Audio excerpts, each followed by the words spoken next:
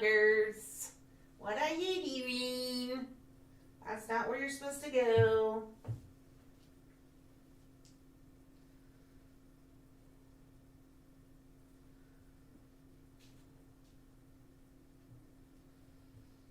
Anyway, so I just want to give a little update on Cam about Nugget.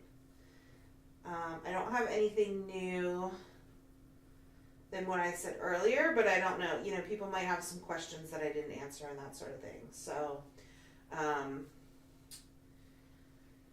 I booked an appointment for Nugget to get his second vaccine, but I also wanted to go over his very slow, delayed weight gain and development. So the vet took a look at him, you know, agreed that there's something going on, you know, that he is half the size that he should be, and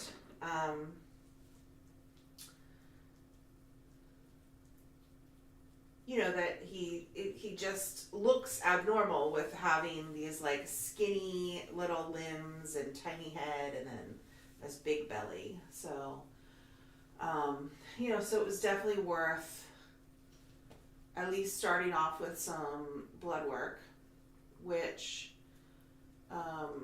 came back a little odd. There were some things about the blood work that really didn't gel together. It just was kind of confusing. So the first thing is there's 2 testers for anemia. There's one that just checks you know, red blood cell count, and he's, you know, and he came back anemic with that result. And then there's a second one that tests essentially whether he's replenishing his red blood cells. So it's essentially a second anemia test. But it showed that he's not replenishing his red blood cells. So in other words, something is like actively sucking his blood, you know, is probably the best way to describe this. So the first thing that vets think of when it comes to a kitten who is positive for anemia is parasites. That's, you know, we've had kittens before. The vets at Del Val, it's always their first guess is that there's parasites that are, that are sucking their blood and depleting their resources. So, the thing is that it's very unlikely that he has parasites. He was, born via C-section.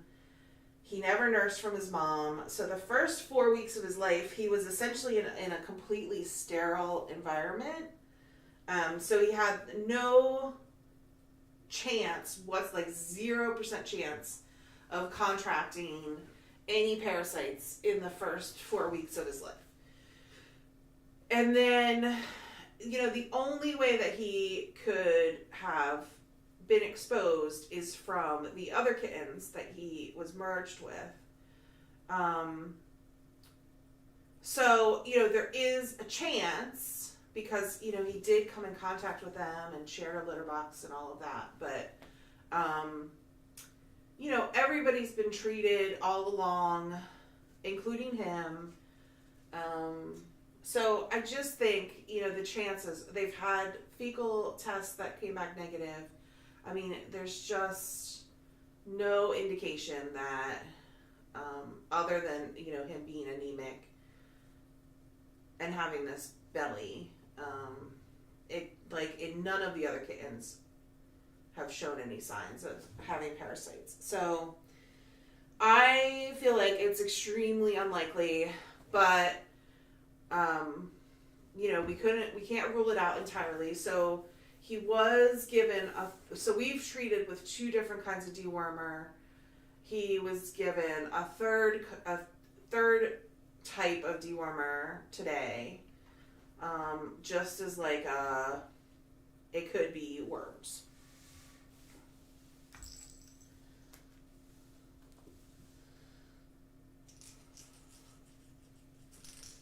No, as far as I know, they can't be born with worms. Like, worms don't pass through the placenta.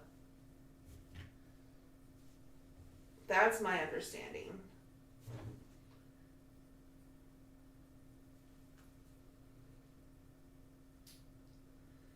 So, you know, so we've tried to cover our bases with that.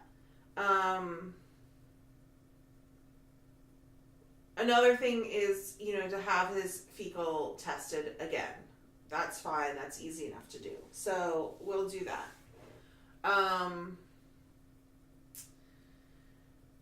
The second test, that it was for his kidney values. Now, again, there's 2 tests for kidneys. One came back elevated. And then the second one, which is actually a little bit more sensitive of a test, came back completely normal. So, so that was a little confusing because, you know, we don't know why the first test came back elevated, and there really isn't anything to connect anemia with kidney values. So, you know, there wasn't really a clear, it didn't help with any kind of diagnosis. So it's something that we've kind of put on the back burner a little bit. And then the third thing that was abnormal was that he has elevated white blood cell count. Now, that could mean a couple of different things. In most cases, it means there's some kind of infection. And that could be, you know, any kind of infection. You know, there's not, you know, it doesn't say what kind of infection it is. So, because of those values, he wasn't vaccinated today because, you know, we don't know why his white blood cell count is high. So, you know, we don't want to put his body and under any additional stress until we sort that out. So that's why he wasn't vaccinated today.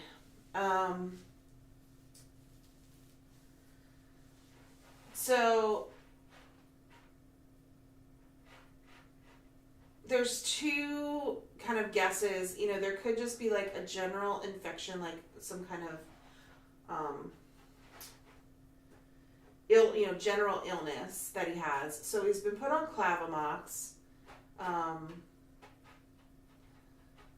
Look at you making little biscuits. Yeah. So he's been put on Clavamox for 2 weeks. And then he's also been given metronidazole for, I think it's 2 weeks. Or 10 days probably. Which, you know, in most cases they get metronidazole when we have some kind of diarrhea, and, you know, especially if it's diarrhea of like an unknown cause. But metronidazole is actually an antibiotic that works for GI infections. So if there's any kind of infection in his gut that's like upsetting the balance of his gut, the metronidazole will help to combat that. So that could be, you know, a really good theory is that if he does have some kind of gut infection, that could be causing anemia, that could be causing the white blood cell count to be high. Not so sure about the kidney value and how that would relate to it. But it definitely, the other two things, it would explain the other two things. But again, we can't say for sure what it is. So we're just going to treat for 2 weeks with this and then go back and retest his blood in 2 weeks at Del Val. Now, the thing is that if it's resolved, that's great news. Maybe we'll start seeing him put on better weight. Maybe he'll start growing better. Maybe that was the cause of what's going on. But when I asked about okay, what if the numbers come back the same, or worse, what could we do? What would the next steps be? The doctor didn't have a really, I didn't feel confident that she really had a good plan after that. And so I thought, well, if we're going to end up being referred to internal med, which seemed like maybe that would be the next step after, it takes, several weeks to book specialty appointments. So I decided to just book him because the first one that they had is 4 weeks out. So, so I already booked him an appointment with internal med at Mount Laurel, and that's at the beginning of March. So if we go back in 2 weeks, his blood work is still abnormal, then we will go to the appointment at Mount Laurel on March 2nd. And they plan on doing an ultrasound. They'll look to see if there's anything abnormal going on. And, presumably maybe run some more tests. They, of course, they'll get the results from Del Val. So, that's our plan moving forward.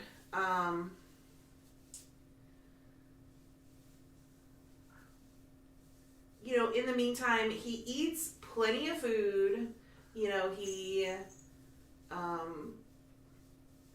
is very active. He does get tired easily, but that could easily be explained with the anemia that he has. But, he's not lethargic. He's not sleeping all day.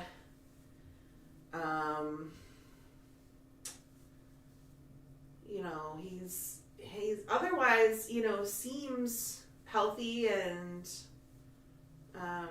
not in any distress or discomfort. So, I don't think that this is it's not an emergency situation. He's not in a critical state. There's just, there's something that's clearly going on, and we just need to figure out what it is, before it becomes a more serious problem. So, so that's the deal with him.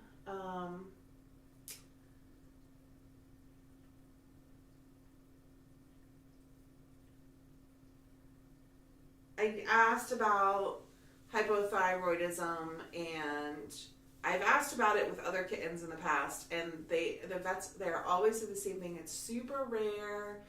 They just I think they don't want to waste money to test for it because, it's so rare.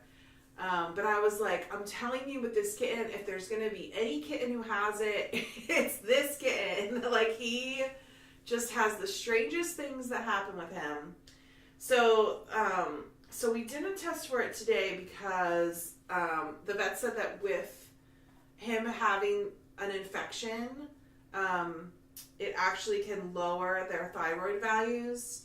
So even if it came back that his thyroid was low, we can't definitively say that he's hypothyroid and treat him for that because it could be, a false result based on him having this infection. So, so that would have been a waste of money. So we're going to see in 2 weeks, you know, if something clears up, if it seems like it's cleared up the infection, but there's still, you know, something going on, we could try testing for hypothyroidism then. But, yeah. You know, she said, like, you know, she said it, you know, could be something to do with the liver, but, you know, but there weren't any results based on his blood work that would point to that. You know, there's just, unfortunately, we didn't get a lot of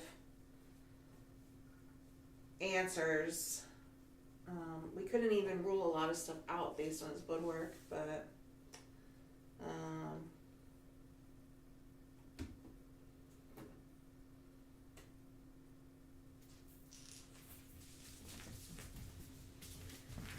yeah, I certainly appreciate them, like, you know, wanting to save us money and, you know, certainly not wasting money. But when it comes to, like, strange illnesses, it's like, I want to rule everything out, you know? I don't want to just rule something out because it's unlikely, you know? I want to rule something out based on science and, like, actual testing. So,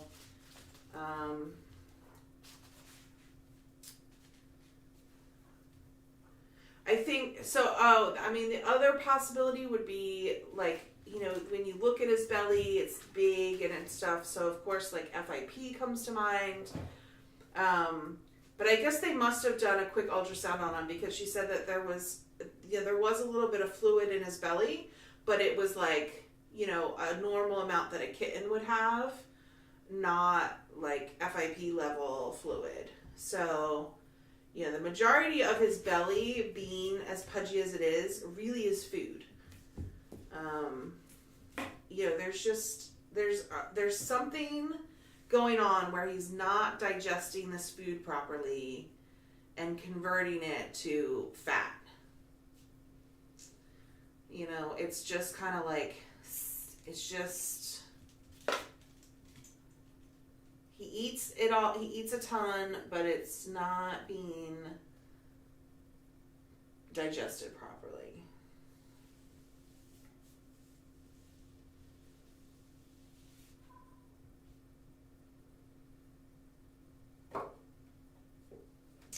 Yeah, that's why too, I think, like you said, internal med will, I think,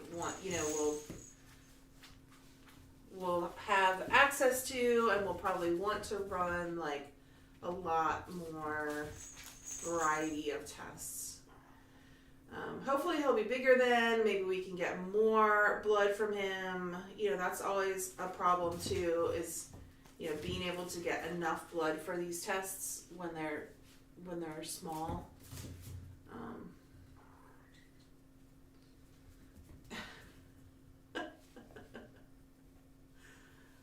He's running around. I think he really likes having only Faye here, and he's not getting, like, run over all the time by the bigger kittens. He seems to be, like, enjoying himself today.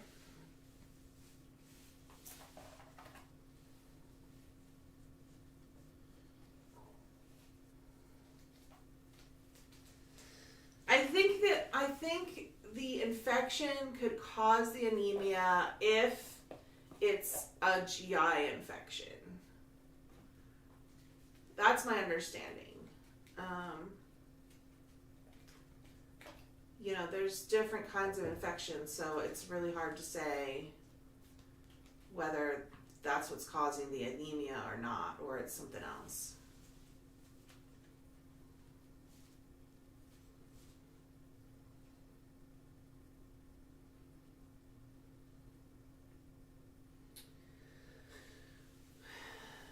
But he was also, they prescribed him a high-calorie food, which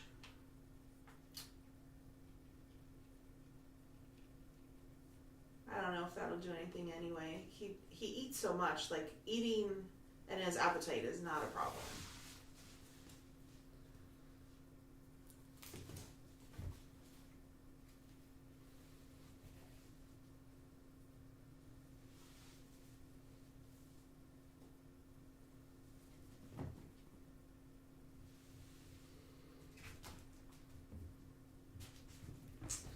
But I want to thank everybody who has donated so far for his medical care. The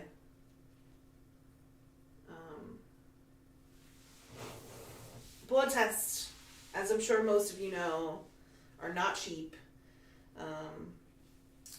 And we're going to have to repeat these tests again. And then,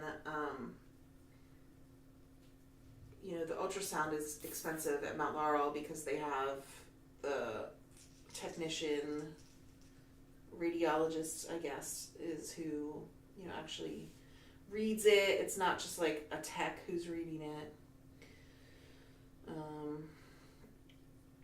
So, it's definitely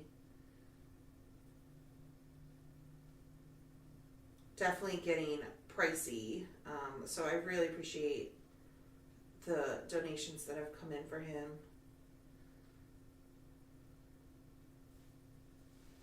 Gotta figure it out. No, he's not gonna be isolated. He's not bullied. He's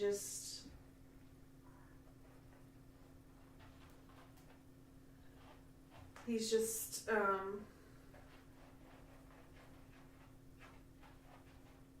a little sensitive.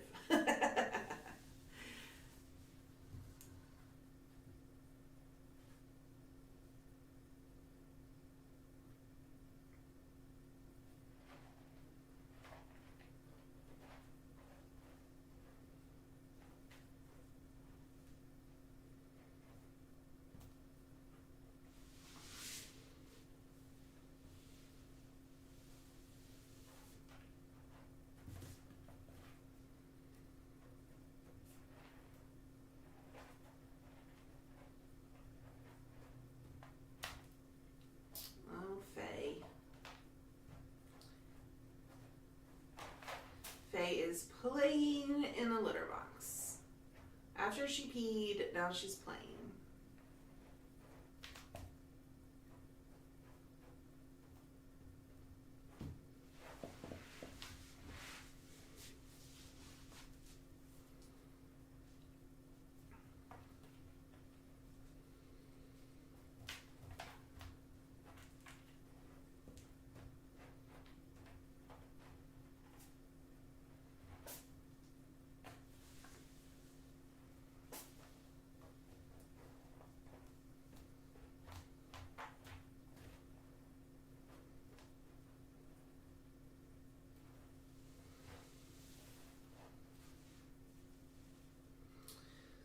Alright, so I think that's all for Nugget.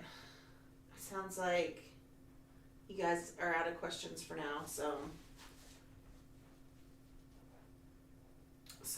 that's all the update on him.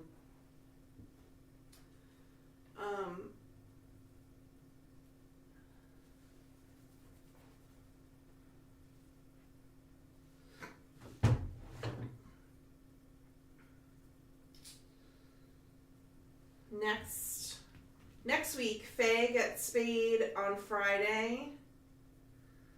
So just about a week away, and then she goes home on that Sunday on the 13th.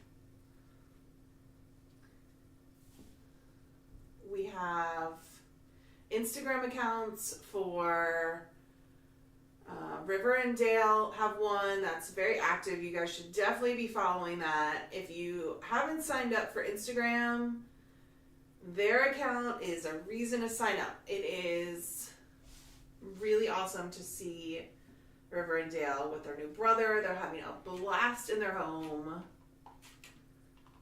They have so many toys. They are loving it. And then Griffin and Phoenix have an Instagram account already. And Faye has an Instagram account already.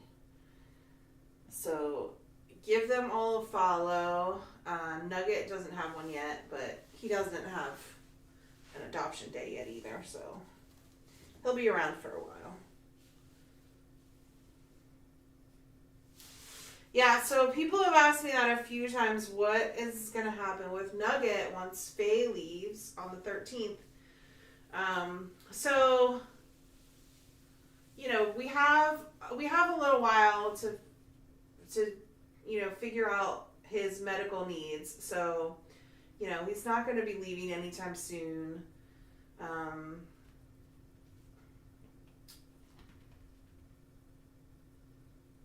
So he's going to be around for a little while.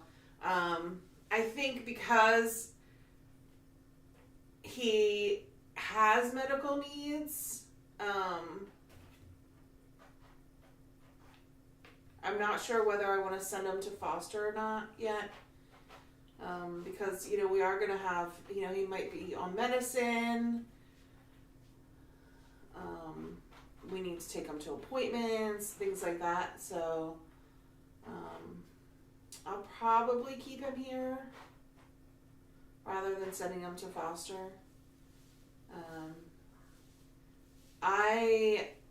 Nugget does really well by himself, and so I might just try keeping him in the nursery by himself. That's a possibility, and see how he does, because he really, you know, he entertains himself all the time, and he doesn't get upset when he's alone. Probably because he was by himself for the first 4 weeks, so he like knows how to be by himself.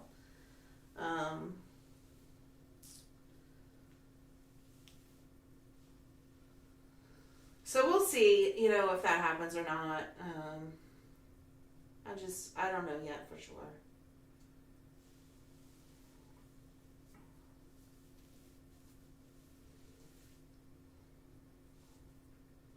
He can't go to Robin's either unless he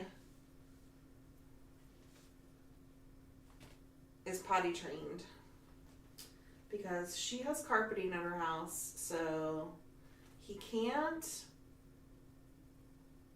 pee on the floor like he does in here. Right, buddy? Right, buddy? Biscuit buddy.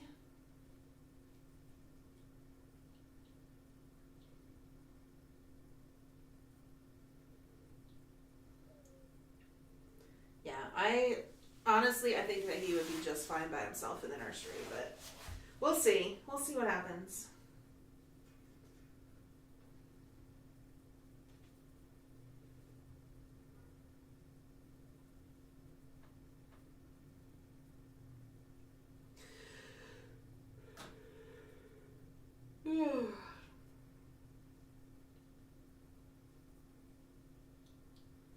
Faye is playing with my hair.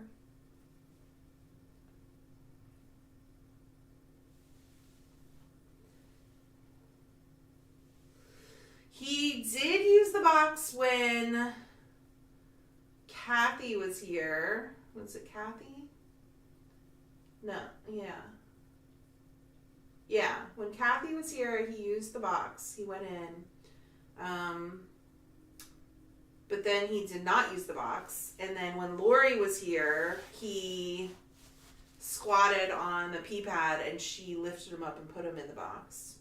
And then when I was just sitting here with him, he used the pee pad. He poops in the box just fine, but he does not pee in the box just fine.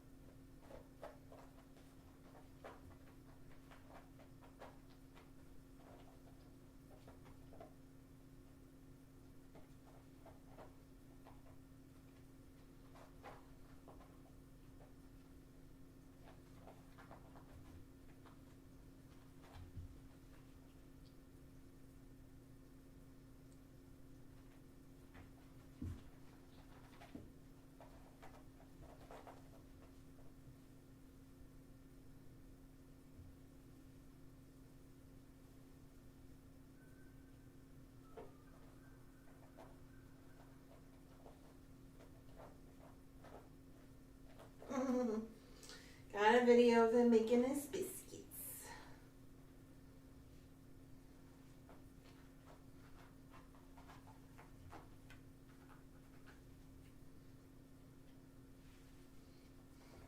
Got a video of you making your biscuits. Come here.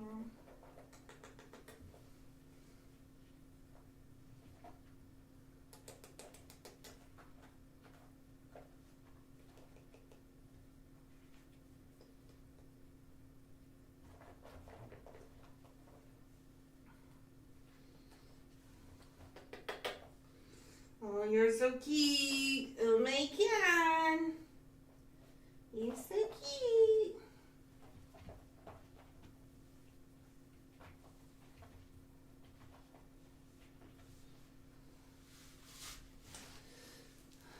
Prairie and Summit are at Robin's in foster care because they don't get adopted until the 19th.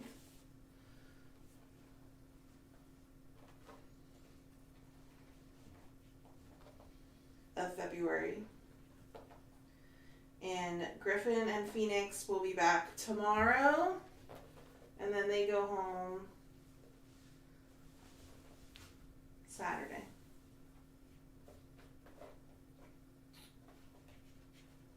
Okay, that's it.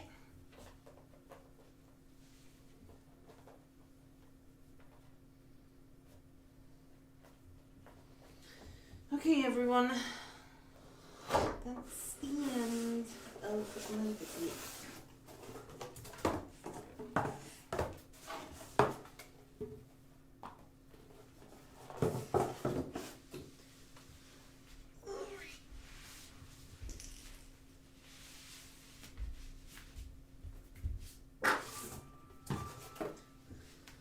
Alright, guys. I'll see you later.